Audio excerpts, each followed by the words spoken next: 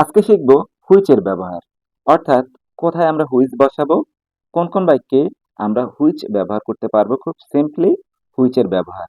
Which এটি সাধারণত বস্তুবাচক বাক্যের ক্ষেত্রে হুইচ ব্যবহৃত হয়, অর্থাৎ আমাদের প্রশ্নে যদি আন্ডারলাইন করা অংশে কোনো বস্তুকে নির্দেশ করে তাহলে আমরা হুইচ বসাবো।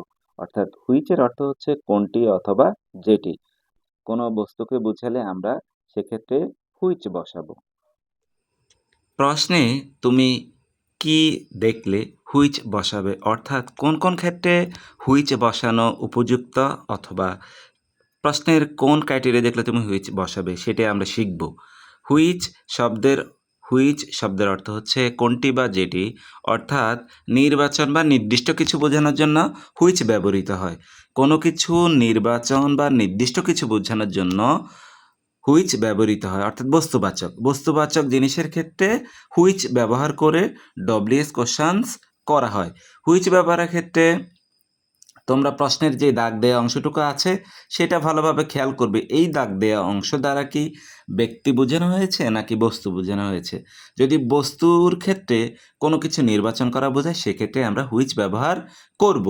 উদাহরণের মাধ্যমে যদি আমরা চেষ্টা করি বোঝার, আই লাইক রেড কালার।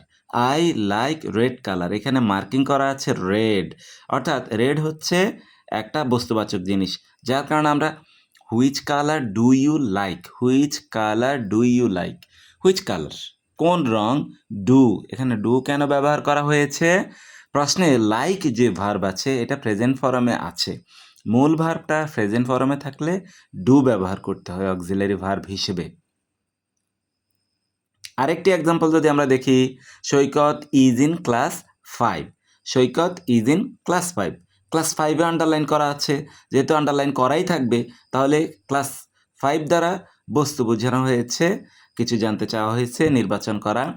এই কারণে which class Saikat is in, which class Saikat is in, যেহেতু অক্সিলারি ভার্ব দেওয়া আছে আমরা সেটা দিয়ে করেছি।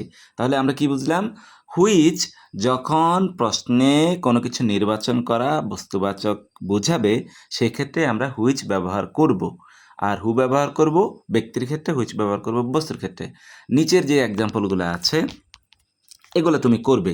I want the blue shirt, underline করা আছে blue shirt. He likes Apple juice, he likes Apple juice, say Apple juice পছন্দ করে। দুটি আন্ডারলাইন করা অংশ দেওয়া আছে।